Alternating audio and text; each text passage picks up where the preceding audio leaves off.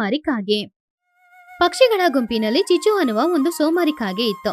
ಚಿಚು ಯಾವಾಗ್ಲೂ ಯಾವುದೇ ಕೆಲ್ಸಾನು ಮಾಡ್ತಾ ಇರ್ಲಿಲ್ಲ. ಅವಳನ್ ಬಿಟ್ಟು ಉಳಿದ ಪಕ್ಷಿಗಳು ಎಲ್ರು ಕೂಡ ಅವ್ರವ್ರ ಕೆಲ್ಸಗಳನ್ನ ಅವ್ರವರೇ ಮಾಡ್ಕೊಂಡು ಸಂತೋಷವಾಗಿ ಬಾಳ್ತಾ ಇದ್ರು. ಚಿಚು ಕಾಗೆಯ ಮಗನಾದ ಚಿನ್ನು ಕಾಗೆನೆ ಮನೆಯಲ್ಲಿ ಎಲ್ಲ ಕೆಲ್ಸಗಳನ್ನ ಮಾಡ್ತಾ ಇದ್ದ. ಹೀಗಿರುವಾಗ ಮಳೆಗಾಲ ಶುರುವಾಯ್ತು. ಪಕ್ಷಿಗಳೆಲ್ರು ಕೂಡ ಅವ್ರವ್ರ ಮನೇನ ಸರಿ ಮಾಡ್ಕೊಳ್ತಾ ಇದ್ರು. ಆದ್ರೆ ಚಿಚು ಕಾಗೆ ಮಾತ್ರ ಯಾಕ್ ಮಾಡ್ಬೇಕು ಅಂತ ಸುಮ್ನೇನೆ ಇದ್ಲು. ಹೀಗಿರುವಾಗ ಮಳೆನೂ ಬರ್ತಾ ಇತ್ತು. ಮನೆಯೊಳಗಡೆ ನೀರ್ ಬಂದ್ರೆ ಏನ್ ಮಾಡೋದು ಅಂತ ಪಾಪ ಚಿನ್ನು ಕಾಗೆ ಹೆದರ್ತಾ ಇದ್ದ. ಅಮ್ಮ, ಮಳೆ ಬರೋಷ್ಟರಲ್ಲಿ ಮನೆನ ಹೇಗಾದ್ರೂ ಸರಿ ಮಾಡ್ಕೊಳ್ಬೋದಲ್ವಾ? ಸರಿ ಮಾಡ್ಕೊಂಡ್ರೆ ಚೆನ್ನಾಗಿರುತ್ತೆ, ಆದ್ರೆ ಮಾಡ್ಬೇಕಂತ ಅನಿಸ್ತಿಲ್ಲ ಕಣೋ. ಏನಮ್ಮ, ಯಾವಾಗ ನೋಡಿದ್ರು ಹೀಗೇನೆ ಹೇಳ್ತೀಯ? ನೀರ್ ಬಂದ್ರೆ ಏನ್ ಮಾಡೋದು? ನೀರ್ ಬಂದ್ರೆ ಏನೋ, ನೀರ್ನ ಇಟ್ಕೊಳಕ್ಕೆ ಒಂದು ಪಾತ್ರೆನೇ ಇಡೋಣ. ಯಾಕಮ್ಮ ಇಷ್ಟು ಸೋಮಾರಿಯಾಗಿದ್ಯಾ ನೀನು? ಹೆತ್ತ ತಾಯಿನೇ ಸೋಮಾರಿ ಅಂತ ಹೇಳ್ತೀಯೇನೋ? ಹಾಗಂತೆ ಚಿಚುಕಾಗಿ ತುಂಬಾನು ಕೋಪದಿಂದ ಚಿನ್ನುಕಾಗಿನ ಬೈದ್ಲು. ಆದ್ರಿಂದ ಪಾಪ ಚಿನ್ನುಗೂ ತುಂಬಾನು ಕೋಪ ಬಂತು. ಅವನು ಅವನ್ ರೂಮಲ್ಲಿ ಹೋಗಿ ಕೂತ್ಕೊಂಡ. ಅವನ್ ಮನ್ಸಲ್ಲಿ ಈ ರೀತಿ ಅಂದ್ಕೊಂಡ, ಮಳೆ ನೀರು ಮನೆಯೊಳಗಡೆ ಬಂದ್ರೆ ತುಂಬಾ ಕಷ್ಟ ಅಂತ ಅಮ್ಮನ ಹತ್ರ ನಾನು ಹೇಳ್ತಾ ಇದ್ದೀನಿ. ಆದ್ರೆ ನನ್ ಮಾತು ಕಿವಿಯಲ್ಲಿ ಹಾಕೊಳ್ತಾನೆ ಇಲ್ಲ. ಯಾಕೆ ರೀತಿ ಮಾಡ್ತಿದಾರೋ ಹಾಗಂತ ಅಂದ್ಕೊಳ್ತಿದ್ದ. ಹೀಗೆ ಸ್ವಲ್ಪ ಸಮಯನೂ ಹೋಯ್ತು. ಮಳೆ ತುಂಬಾ ಜೋರಾಗ್ತಾ ಇತ್ತು. ಮಳೆ ನೀರು ಮನೆಯೊಳಗಡೆ ಬೀಳ್ತಾ ಇತ್ತು. ಚಿನ್ನುಕಾಗಿ ಅದನ್ನ ನೋಡಿ ಬೇರೆ ದಾರಿ ಇಲ್ದೆ ಮಳೆ ನೀರು ಬೀಳುವ ಜಾಗದಲ್ಲೆಲ್ಲ ಪಾತ್ರೆಗಳನ್ನ ಇಡ್ತಾ ಇದ್ದ. ಆದ್ರೆ ಚಿಚುಕಾಗಿ ಅಂತೂ ಆ ಕೆಲ್ಸ ಕೂಡ ಮಾಡ್ಲಿಲ್ಲ. ಏನಿದೋ, ಇಷ್ಟ್ ಮಳೆ ನೀರು ಮನೆಯೊಳಗಡೆ ಬರ್ತಾ ಇದೆ, ನನ್ ಮಲಗೋ ಜಾಗದಲ್ಲಿ ಮಳೆ ನೀರು ಬೀಳ್ತಾ ಇಲ್ಲ ಅಲ್ಲ, ಅದೇ ಸಾಕು, ನೀರೆಲ್ಲ ಹಾಗೇನೆ ಹೋಗುತ್ತೆ ಹಾಗಂತ ಅನ್ಕೊಂಡ್ಲು. ಹಾಗೆ ಚಿಚುಕಾಗಿ ಏನು ಮಾಡ್ದೆ ಆಹಾರ ಮಾಡೋಣ ಅಂತ ಹೋಗಿ ಅಡಿಗೆ ಮಾಡೋದ್ಲು. ಅನ್ನ ಮಾತ್ರ ಮಾಡೋದ್ಲು. ಸಾರ್ ಮಾಡಕ್ಕೆ ಅವಳಿಗೆ ಸೋಮಾರಿತನ ಬಂತು. ಆದ್ರಿಂದ ಪುನಃ ಒಂದು ಸೈಲೆಂಟ್ ಆಗಿ ಕೂತ್ಕೊಂಡ್ಲು. ಹೊರಗಡೆ ಮಳೆ ಬರ್ತಾ ಇರುವಾಗ ಅಡಿಗೆ ಮಾಡಕ್ಕೆ ತುಂಬಾನು ಸೋಮಾರಿತನ ಆಗ್ತಾ ಇದೆ. ದಿನ ಸಾರ್ ಮಾಡ್ಕೊಂಡು ತಿನ್ಲೇಬೇಕಾ ಏನೋ? ಇವತ್ತೊಂದಿನ ಉಪ್ಪಿನಕಾಯಿ ಇಟ್ಕೊಂಡು ತಿನ್ನೋಣ ಹಾಗಂತ ಹೇಳಿ ಸಾರು ಮಾಡದೆ ಚಿಚುಕಾಗೆ ಕೂತ್ಕೊಂಡ್ಲು. ಈ ಕಡೆ ಪಾಪ ಚಿನ್ನುಕಾಗಿಗೆ ತುಂಬಾನು ಹಸ್ವಾಗ್ತಾ ಇತ್ತು. ಅಡ್ಗೆ ಮನೆಗೆ ಹೋಗಿ ನೋಡಿದ್ರ ಅನ್ನ ಮಾತ್ರ ಇತ್ತು. ಎಷ್ಟೇ ಹುಡುಕಿದ್ರು ಸಾರ್ ಸಿಗ್ಲಿಲ್ಲ. ಆದ್ರಿಂದ ಚಿಚು ಹತ್ರ ಬಂದು, ಅಮ್ಮ, ಸಾರ್ ಎಲ್ಲಿಟ್ಟಿದೀಯಾ? ಇವತ್ತು ಸಾರ್ ಮಾಡಿಲ್ಲ ಕಣೋ, ಏನಾದ್ರೂ ಉಪ್ಪಿನಕಾಯಿ ಹಾಕೊಂಡು ಊಟ ಮಾಡಿ ಹೋಗು. ಏನಮ್ಮ ನೀನು ಯಾವಾಗ ನೋಡಿದ್ರು ಇದೇ ರೀತಿ ಮಾಡ್ತೀಯಾ? ಯಾವಾಗ್ಲೂ ಮಾಡ್ದೆ, ಇವತ್ತೊಂದಿನ ತಾನೇ ನಾನು ಹೇಳ್ತಾ ಇರೋದು. ಹೌದು, ಯಾವತ್ತು ಸಾರು ಮಾಡಿ ತಿನ್ನು ಅಂತೀಯ ನೋಡು, ಇವತ್ತು ಬೇಡ ಅನ್ನಕ್ಕೆ. ಚಿನ್ನುಕಾಗಿ ಏನು ಹೇಳಕ್ಕಾಗದೆ ಸುಮ್ನಾದ. ಹೀಗಿರುವಾಗ ಸಂಜೆ ಸಮಯನೂ ಆಯ್ತು. ಚಿನ್ನು ಅವನ ಗೆಳೆಯರ ಜೊತೆ ಆಟಾಡೋದಕ್ಕೋಸ್ಕರ ಮನೆಯಿಂದ ಹೊರಗಡೆ ಬಂದ. ಆವಾಗ ಅಲ್ಲಿ ಬುಜ್ಜಿ ಹಾಗೂ ಬನ್ನು ಇಬ್ರು ಆಟಾಡ್ತಾ ಇದ್ರು. ಅವ್ರ ಜೊತೆ ಚಿನ್ನನು ಆಟಾಡ್ತಾ ಇದ್ದ. ಆವಾಗ್ಲೇ ಅಲ್ಲಿಗೆ ಟುನಿ ಹಾಗೂ ಚೋಟು ಇಬ್ರು ಬಂದ್ರು. ಏನೋ ಚಿನ್ನು, ನಿಮ್ಮಮ್ಮ ಏನ್ ಮಾಡ್ತಾ ಇದ್ದಾಳೆ? ಏನ್ ಮಾಡ್ತಿರ್ತಾರೆ? ನಿದ್ರೆ ಮಾಡ್ತಿರ್ತಾರೆ. ಇವತ್ತು ನಿಮ್ ಮನೇಲಿ ಏನ್ ಅಡಿಗೆ ಕಣೋ? ಏನು ಮಾಡಿಲ್ಲ, ಅನ್ನ ಮಾತ್ರ ಮಾಡಿದ್ರು. ನಾನು ಬರೀ ಉಪ್ಪಿನಕಾಯಿ ಹಾಕೊಂಡು ಊಟ ಮಾಡಿದೆ. ಅಯ್ಯೋ, ನಮ್ಮನೆಗೆ ಬಂದಿರ್ಬೋದಲ್ಲ, ನಾನ್ ಸಾರ್ ಕೊಡ್ತಿದ್ದೆ. ಪರವಾಗಿಲ್ಲ ಅತ್ತೆ. ಸರಿ, ಎಲ್ರೂ ಆಟಾಡ್ಕೊಳ್ಳಿ ಹೋಗಿ. ಮಕ್ಳು ಚೆನ್ನಾಗಿ ಆಡ್ಬೇಕು ಅಂತ ಅನ್ಕೊಂಡಿದ್ರು. ಆದ್ರೆ ಅಷ್ಟರಲ್ಲಿ ಮಳೆ ಬಂದ್ಬಿಡ್ತು. ಆಟಾಡಕ್ಕೂ ಆಗ್ಲಿಲ್ಲ. ಆದ್ರಿಂದ ಪಾಪ ಮಕ್ಳೆಲ್ರು ತುಂಬಾನು ಬೇಜಾರ್ ಮಾಡ್ಕೊಳ್ತಿದ್ರು. ಛೇ, ಏನಿದು, ಆಟಾಡ ಅಂತ ಅನ್ಕೊಂಡ್ರೆ ಮಳೆ ಬಂತು. ಇನ್ನೇನು ಮಾಡಕ್ಕಾಗಲ್ಲ, ಮನೆಗೆ ಹೋಗೋದ ಅಷ್ಟೇ. ಸರಿ ಚಿನ್ನು, ನೀನು ನಿನ್ ಮನೆಗೆ ಹೋಗೋ. ಸರಿ ಸರಿ, ನಾಳೆ ಮಳೆ ಇಲ್ದೇ ಇದ್ರೆ ಆಟಾಡೋಣ. ಸರಿ, ಬನ್ನಿ ಹೋಗೋಣ ಹಾಗಂತ ಹೇಳಿ ಮಕ್ಳೆಲ್ರು ಅವ್ರವ್ರ ಮನೆಗೆ ಹೋದ್ರು. ಚಿನ್ನಕ್ಕಾಗಿ ಮನೆಗೆ ಹೋಗಿ ನೋಡಿದ್ರೆ ಮನೆಯಲ್ಲೆಲ್ಲ ನೀರಿತ್ತು. ಚಿಚು ಚಿನ್ನು ಇಬ್ರು ಆ ನೀರನ್ನೆಲ್ಲ ಹೊರಗಡೆ ಹಾಕ್ತಾ ಇದ್ರು. ಅವ್ರಿಗೆ ತುಂಬಾನು ಸುಸ್ತಾಯ್ತು. ಚಿನ್ನು, ನನ್ನಿಂದ ಆಗಲ್ಲ ಕಣೋ. ಹೌದಮ್ಮ, ಅದಕ್ಕೆ ಅಲ್ವಾ ನಾನು ಹೇಳ್ದೆ ಮೊದ್ಲೇ ಮನೇನ ಸರಿ ಮಾಡ್ಕೊ ಅಂತ. ಸರಿ ಸರಿ ಬಿಡೋ, ನನಗೆ ನಿದ್ರೆ ಬರ್ತಿದೆ, ನಾನೋಗಿ ನಿದ್ರೆ ಮಾಡ್ತೀನಿ, ನೀನು ಹೋಗಿ ಮಲ್ಗೋ. ಸರಿ ಅಮ್ಮ, ಮಲಗ್ತೀನಿ. ಹಾಗೆ ಇಬ್ರು ಮಲಗಿ ನಿದ್ರೆ ಮಾಡಿದ್ರು. ಆ ದಿನ ರಾತ್ರಿ ಬಂದ ಮಳೆನ ನೋಡಿ ಪಕ್ಷಿಗಳು ಎಲ್ರು ತುಂಬಾನು ಹೆದರ್ತಾ ಇದ್ರು. ಹೀಗಿರುವಾಗ ಮರುದಿನ ಬೆಳಗ್ಗೆ ಚಿನ್ನುಕಾಗೆ ಎದ್ ನೋಡಿದಾಗ ಅವನ ಮನೆ ಇಡೀ ತುಂಬಾನು ನೀರು ತುಂಬಿತ್ತು. ಆದ್ರೆ ನೋಡಿ ಅವನು ಆಶ್ಚರ್ಯಪಟ್ಟ. ಅವನಿಗೆ ಸ್ವಲ್ಪ ಭಯನೂ ಆಗ್ತಾ ಇತ್ತು. ಆದ್ರೆ ಚಿಚುಕಾಗೆ ಅಂತೂ ಏನು ನೋಡದೆ ಹಾಗೇನೆ ಕೂತ್ಕೊಂಡಿದ್ಲು. ಅಮ್ಮ ಅಮ್ಮ, ಮನೆ ಇಡೀ ನೀರು, ನೋಡಿದ್ಯಾ?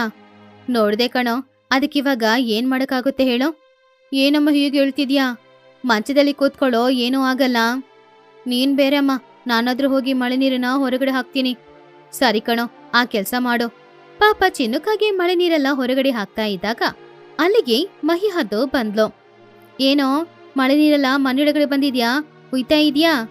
ಹೌದತ್ತೆ, ಮಳೆ ನೀರು ಮನೆಯೊಳಗಡೆ ಇದೆ, ಏನ್ ಮಾಡೋದು ಹೇಳಿ? ಸರಿ, ನಿಮ್ಮಮ್ಮ ಏನ್ ಮಾಡ್ತಾ ಇದ್ದಾಳೆ? ಏನ್ ಮಾಡ್ತಾರೆ, ಕೂತ್ಕೊಂಡಿದ್ದಾರೆ. ನಿಮ್ಮಮ್ಮನಿಗೆ ಆ ಸೋಮಾರಿತನ ಮಾತ್ರ ಹೋಗಲ್ಲ ಅಲ್ಲ? ಹಾಗೆ ಚಿನ್ನಕ್ಕಾಗಿ ಜೊತೆ ಮಹಿ ಮಾತಾಡ್ತಾ ಇದ್ದಾಗ ಅಲ್ಲಿಗೆ ಚಿಚ್ಚು ಬಂದ್ಲು. ಏನ್ ಮಗಿ ಬೆಳಿಗ್ಗೆ ನನ್ ಮನೆಗೆ? ಏನಿಲ್ಲ ಚಿಚ್ಚು, ನಮ್ಮವರು ಎಲ್ರೂ ಸೇರಿ ಏನೋ ಸಮಾವೇಶಕ್ಕೆ ಬರ್ಬೇಕು ಅಂತ ಹೇಳಿದ್ರು, ಅದಕ್ಕೆ ನಿನ್ನನ್ನು ಕರ್ಕೊಂಡು ಹೋಗಕ್ಕೆ ಬಂದೆ. ಹೌದಾ, ಏನ್ ವಿಷಯ? ಯಾರಿಗೊತ್ತು, ಅಲ್ಲಿಗೆ ಹೋದ್ರೆ ತಾನೇ ಗೊತ್ತಾಗೋದು. ಇವಾಗ ಅಷ್ಟು ದೂರ ಬರ್ಬೇಕಾ? ಸರಿ ಬಾ, ಬರ್ತೀನಿ. ಮಳೆ ಜಾಸ್ತಿ ಬರೋದ್ರಿಂದ ನದಿ ನೀರು ಉಕ್ಕಿ ಊರೊಳಗಡೆ ಬರುವ ಅಪಾಯ ಇತ್ತು. ಆದ್ರಿಂದ ಟುನಿಗುಬ್ಬಚ್ಚಿ, ನದಿಯಲ್ಲಿ ನೀರು ತುಂಬಾ ಜಾಸ್ತಿ ಆಗ್ತಾ ಇದೆ, ಹೀಗೇನೆ ಮಳೆ ಬರ್ತಿದ್ರೆ ನದಿ ನೀರು ಊರೊಳಗಡೆ ಬರುತ್ತೆ, ಎಲ್ರೂ ಸ್ವಲ್ಪ ಜೋಪಾನವಾಗಿರಿ. ಹೌದು, ಜಾಗೃತಿಯಾಗಿಲ್ಲ ಅಂದ್ರೆ ತುಂಬಾ ಕಷ್ಟ. ಸರಿ, ಇವಾಗ ಅದಕ್ಕೆ ಏನ್ ಮಾಡ್ಬೇಕು? ಏನಾದ್ರೂ ಒಂದು ಯೋಚನೆ ಮಾಡ್ಲೇಬೇಕು. ಎಲ್ರೂ ಅದ್ರ ಬಗ್ಗೆ ಯೋಚನೆ ಮಾಡ್ತಾ ಇದ್ದಾಗ ಆವಾಗ್ಲೇ ಟುನಿಗುಬ್ಬಚ್ಚಿಗೆ ಒಂದು ಒಳ್ಳೆ ಯೋಚನೆನೂ ಬಂತು. ಹಾ, ನೀರ್ ಬಂದ್ರೆ ಕೂಡ ನೀರಲ್ಲಿ ತೇಲಾಡೋ ತರ ಒಂದು ಹಡಗು ತಯಾರು ಮಾಡಿದ್ರೆ ಹೇಗಿರುತ್ತೆ? ಏನೋ ಇವಾಗ ಇದೆಲ್ಲ ಮಾಡ್ಬೇಕಾ? ಹಾ, ಮಾಡಿದ್ರೆ ತಾನೇ ನಾವು ತಪ್ಪಿಸ್ಕೊಳಕ್ಕಾಗೋದು ಚಿಚ್ಚು. ಆದ್ರೆ ಇಷ್ಟು ವರ್ಷ ಬರ್ದಿರೋ ನೀರು ಇವಾಗ ಬರುತ್ತಾ? ಇವಾಗ ಬರಕ್ಕಾಗಲ್ಲ ಅಂತ ನಿನ್ನಿಂದ ಹೇಳಕ್ಕಾಗುತ್ತಾ ಚಿಚ್ಚು? ಏನೋ ನನಗಂತೂ ನಂಬಿಕೆ ಇಲ್ಲ, ಈ ಕೆಲಸ ಎಲ್ಲ ನನ್ನಿಂದ ಮಾಡಕ್ಕಾಗಲ್ಲ. ನಾನು ಹೋಗ್ತೀನಿ, ನೀವೇನ್ ಬೇಕಾದ್ರೂ ಮಾಡ್ಕೊಳ್ಳಿ. ಚಿಚ್ಚು, ಈ ಸಮಯದಲ್ಲಿ ಈ ರೀತಿ ಮಾತಾಡೋದು ಸರಿ ಇಲ್ಲ. ನಿನ್ ಜೊತೆ ಚಿನ್ನೂನು ಇದ್ದಾನೆ, ನೋಡ್ಕೊ. ಬೇಕಾದ್ರೆ ಚಿನ್ನೂನ ನೀವೇ ನಿಮ್ ಜೊತೆ ಇಟ್ಕೊಳ್ಳಿ, ನಾನು ಹೋಗ್ತೀನಿ. ಚಿನ್ನು, ನೀನು ಇವ್ರ ಜೊತೆನೇ ಇರೋ. ಹಾಗಂತ ಚಿಚ್ಚುಕಾಗೆ ಯಾರ ಮಾತನ್ನೇ ಕೇಳದೆ ಅಲ್ಲಿಂದ ಅವಳ ಪಾಡಿಗೆ ಹೋದ್ಲು. ಚಿನ್ನಿಗೆ ಏನ್ ಮಾಡ್ದು ಅಂತ ಅರ್ಥ ಆಗದೆ ಅವನ್ ಮಾತ್ರ ಅಲ್ಲೇ ಇದ್ದ. ಎಲ್ರಿಗೂ ಚಿಚ್ಚು ಮೇಲೆ ತುಂಬಾನು ಕೋಪ ಬಂತು. ಈ ಚಿಚ್ಚುಗೆ ಸೋಮಾರಿತನ ತುಂಬಾ ಜಾಸ್ತಿ, ನಾ ಮಾತನ್ನ ಕೇಳ್ತಾನೆ ಇಲ್ಲ. ಇವಾಗ ಏನ್ ಮಾಡ್ದಂತ ಅರ್ಥ ಆಗ್ತಿಲ್ವಲ್ಲ. ಅತ್ತೆ, ನಮ್ಮಮ್ಮ ನಮ್ ಮಾತ್ ಕೇಳಲ್ಲ, ನಮ್ ಕೆಲ್ಸನ ನಾವ್ ಮಾಡೋಣ. ಹೌದು ಟೋನಿ, ಏನಾದ್ರೂ ಮಾಡಿ ನೀರಲ್ಲಿ ತೇಲೋ ಹಡಗು ತಯಾರು ಮಾಡ್ಬೇಕು. ಹಾ, ಹೇಗೂ ಬಿದಿರಿನ ಕೊಂಬೆಗಳು ಇದೆ ಅಲ್ವಾ, ಅದನ್ನೆಲ್ಲ ಸೇರಿಸಿ ಹಗ್ಗ ಹಾಕಿ ಕಟ್ಟಿದ್ರೆ ಸಾಕು, ಅದು ನೀರಲ್ಲಿ ತೇಲ್ತಾ ಇರುತ್ತೆ. ಆ ಕೆಲ್ಸ ಮಾಡೋಣ ಅಮ್ಮ. ಹಾಗೆ ಎಲ್ರೂ ಸೇರಿ ಬಿದಿರಿನ ಹಡಗು ಮಾಡ್ಬೇಕು ಅಂತ ಅನ್ಕೊಂಡ್ರು. ಆದ್ರೆ ಈ ಕಡೆ ಚಿಚುಕಾಗೆ ಮಾತ್ರ ಸಂತೋಷವಾಗಿ ಮನೆಯಲ್ಲಿದ್ಲು. ಇವ್ರಿಗೆಲ್ಲ ಬೇರೆ ಕೆಲ್ಸ ಇಲ್ಲ, ಹಡಗು ತಯಾರು ಮಾಡ್ಬೇಕಂತೆ. ಹಾಗೇನು ನದಿ ನೀರು ಊರೊಳಗಡೆ ಬರಲ್ಲ, ಬಂದ್ರೆ ಏನಾಗುತ್ತೆ, ಅದು ಬರೋ ದಾರಿಯಲ್ಲಿ ಹಾಗೇನೆ ವಾಪಸ್ ಹೋಗುತ್ತೆ, ಅಷ್ಟೇ ತಾನೇ. ಹಾಗಂತ ಚಿಚ್ಚು ಸುಮ್ನೆ ಕೂತ್ಕೊಂಡಿದ್ಲು. ಮಳೆ ಅಂತೂ ಜೋರಾಗ್ತಾನೆ ಇತ್ತು. ಹೀಗಿರುವಾಗ ಪಕ್ಷಿಗಳು ಎಲ್ರೂ ಸೇರಿ ಬಿದಿರಿನಲ್ಲಿ ಒಂದು ಹಡಗು ತಯಾರು ಮಾಡಿದ್ರು. ನದಿಯಲ್ಲಿ ನೀರ್ ತುಂಬಿ ಆ ನೀರೆಲ್ಲ ಊರೊಳಗಡೆ ಬರ್ತಾ ಇತ್ತು. ಅಯ್ಯೋ ಅಯ್ಯೋ, ನೀರ್ ಬರ್ತಾ ಇದೆ ನೀರು. ಹಾ ಹೌದು ಚಿನ್ನು, ಅಯ್ಯೋ ನನಗೆ ಯಾಕೋ ಭಯ ಆಗ್ತಾ ಇದೆ. ಅತ್ತೆ, ಯಾಕೆ ಭಯಪಡೋದು? ಅಲ್ಲಿ ನೋಡಿ, ಹಡಗಿದೆ ಅಲ್ವಾ? ಹಾಗಂತ ಹೇಳಿ ಎಲ್ರೂ ಆ ಹಡಗಿನಲ್ಲಿ ಹತ್ತಿ ಕೂತ್ಕೊಂಡ್ರು. ನೀರ್ ಬಂದ್ರು ಕೂಡ ಆ ಹಡಗು ನೀರಿನಲ್ಲಿ ತೇಲ್ತಾನೆ ಇತ್ತು. ಆದ್ರೆ ಈ ಕಡೆ ಚಿಚುಕಾಗಿಯ ಮನೆಯೊಳಗಡೆ ನೀರು ತುಂಬಾನೇ ಹೋಗ್ತಾ ಇತ್ತು. ಆದ್ರೆ ಚಿಚುಕಾಗಿ ಅದನ್ನೆಲ್ಲ ಗಮನಿಸ್ದೆ ಅವಳ ಪಾಡಿಗೆ ಮಲ್ಕೊಂಡು ನಿದ್ರೆ ಮಾಡ್ತಾ ಇದ್ಲು. ಅವಳ ಮನೆ ವಸ್ತುಗಳೆಲ್ಲ ನೀರಲ್ಲಿ ಹೊಡ್ಕೊಂಡು ಹೋಗ್ತಾ ಇತ್ತು. ಅತ್ತೆ, ಅದು ನಮ್ಮನೆ ವಸ್ತುನೇ, ಅಮ್ಮ ಬೇರೆ ಮನೆಯೊಳಗಡೆ ಇದ್ದಾರೆ. ಅರೆ ಹೌದಲ್ವಾ? ಮಹಿ ಬಾ, ಅವಳನ್ನ ಹೋಗಿ ಕಾಪಾಡೋಣ. ಚೋಟು, ಮಕ್ಕಳನ್ನ ನೋಡ್ಕೋ. ಹಾಗಂತ ಹೇಳಿ ಮಹಿ ಹಾಗೂ ಟೋನಿ ಇಬ್ರು ಕೂಡ ಚಿಚುನ ಕಾಪಾಡೋದಕ್ಕೋಸ್ಕರ ಹೋದ್ರು.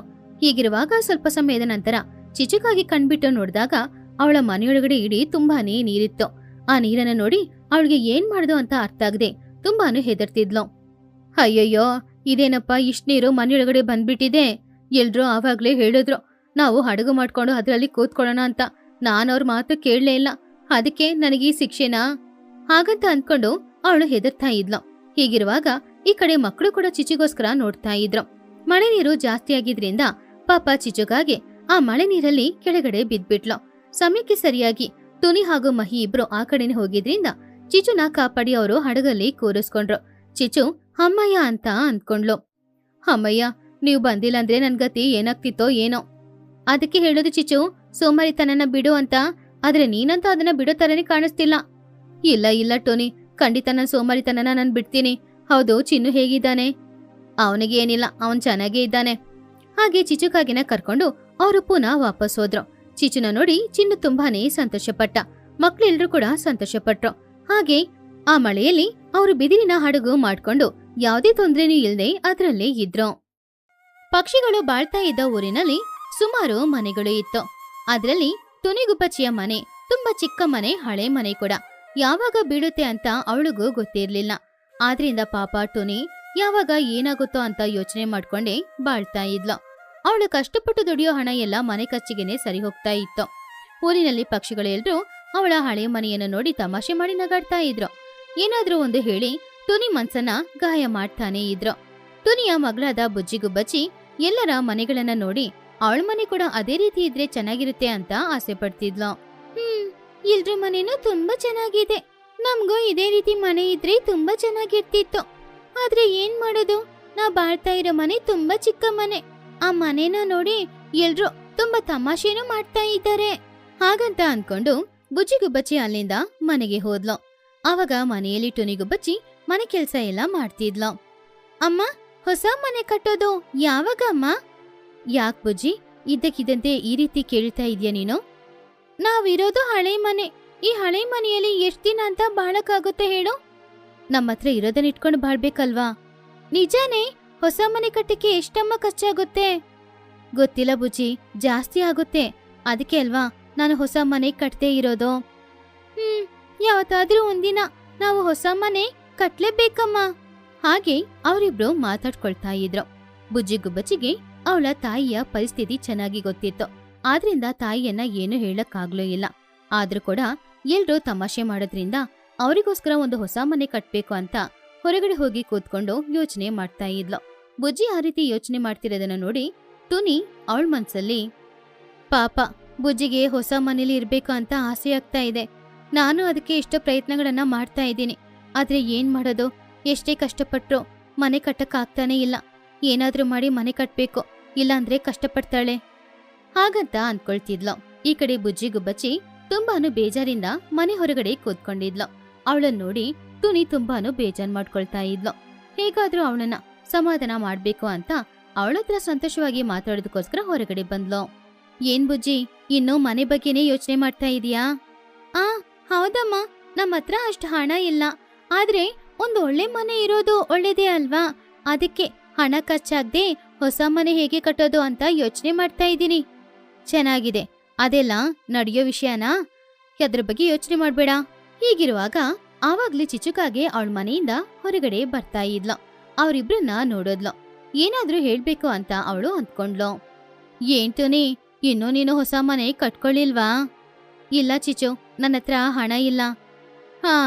ನಿನ್ನತ್ರ ಯಾವಾಗ ಹಣ ಇರುತ್ತೆ ನೀನು ಮನೆ ಕಟ್ಕೊಳಕ್ಕೆ? ನೋಡ್ಕೊ, ಮುಂದೆ ಬರೋದು ಮಳೆಗಾಲ ಅಲ್ವಾ? ನಿನ್ನತ್ರ ಮನೆ ಇದೆ ಅಂತ ತುಂಬಾ ಜಂಬ ಕೊಚ್ಕೊಳ್ಬೇಡ, ಬಾಯಿ ಮುಚ್ಕೊಂಡು ಹೋಗು. ಮಳೆ ಬಂದ್ರೆ ನನ್ ಮನೆಯೊಳಗಡೆ ಅಂತೂ ಒಂದ್ ಹನಿ ನೀರು ಕೂಡ ಬೀಳಲ್ಲ. ಮಳೆ ನೀರು ಮನೆಯೊಳಗಡೆ ಬೀಳಲ್ಲ ಅಂತ ಬೇಜಾರ್ ಮಾಡ್ಕೊಳ್ತಾ ಇದ್ದೀರಾ? ನಾನ್ ತಗೊಂಡ್ ಬಂದು ಉಯ್ತೀನಿ, ಇವಾಗ ನೀವ್ ಹೋಗಿ. ಚಿಚುಕಾಗೆ ಕೋಪದಿಂದ ಮುಖ ತಿರ್ಸ್ಕೊಂಡು ಆ ಕಡೆ ಹೋದ್ಲು. ಟುನಿಗುಬ್ಬಚ್ಚಿ ಹಾಗೂ ಬುಜ್ಜಿಗುಬ್ಬಚ್ಚಿ ಇಬ್ರು ಕೂಡ ತುಂಬಾನು ಕೋಪದಲ್ಲಿದ್ರು. ನೋಡಿದ್ಯಾ ಅಮ್ಮ, ಇದಕ್ಕೆ ನಾನ್ ಹೇಳೋದು, ಹೇಗಾದ್ರೂ ಮಾಡಿ ಮನೆ ಕಟ್ಬೇಕು ಅಂತ. ಆದ್ರೆ ಬುಜ್ಜಿ, ಮನೆ ಕಟ್ಟಕ್ಕೆ ಸರಿ ಬಿಡಮ್ಮ, ನಿನ್ನ ಹತ್ರ ಹಣ ಇಲ್ಲ ಅಷ್ಟೇ ತಾನೆ, ನಾನು ಇದಕ್ಕೇನಾದ್ರೂ ಯೋಚನೆ ಮಾಡ್ತೀನಿ ಹಾಗಂತ ಅನ್ಕೊಂಡು ಯಾವಾಗ್ಲೂ ಬುಜ್ಜಿಗುಬ್ಬಚ್ಚಿ ಮನೆಯ ಬಗ್ಗೆನೇ ಯೋಚನೆ ಮಾಡ್ತಾ ಇದ್ಲು. ಹೀಗಿರುವಾಗ ಒಂದಿನ ಒಂದ್ ಮರನ ನೋಡ್ತಾ ಇದ್ದಾಗ ಬುಜ್ಜಿಗುಬ್ಬಚ್ಚಿಗೆ ಒಂದು ಒಳ್ಳೆ ಯೋಚನೆನೋ ಬಂತು. ಹೌದು, ನಮ್ಮೂರಲ್ಲಿ ಸುಮಾರು ಮರಗಳು ಇದೆ ತಾನೆ, ಆ ಮರಗಳಲ್ಲಿ ಒಂದ್ ಮರನ ಮನೆಯಾಗಿ ಬದಲಾಯಿಸ್ಕೊಂಡು ಬಾಳಿದ್ರೆ ಪ್ರಶಾಂತವಾಗಿರ್ಬೋದಲ್ವಾ? ಈ ಐಡಿಯಾ ತುಂಬಾ ಚೆನ್ನಾಗಿದೆ. ಮೊದ್ಲೇ ಇದನ್ನ ಅಮ್ಮನತ್ರ ಹೋಗಿ ಹೇಳ್ಬೇಕು ಹಾಗಂತ ಅನ್ಕೊಂಡು ಬುಜ್ಜಿ ತಕ್ಷಣ ಮನೆಯೊಳಗಡೆ ಹೋಗಿ ಟುನಿ ಹತ್ರ ಅವಳ ಐಡಿಯಾ ಬಗ್ಗೆ ಹೇಳಿದ್ಲು. ಏನು, ಮರನ ಮನೆಯಾಗಿ ಬದಲಾಯಿಸ್ಕೊಳ್ಳೋದಾ? ಅದು ಸಾಧ್ಯ ಆಗುತ್ತಾ? ಯಾಕಮ್ಮ ಆಗಲ್ಲ?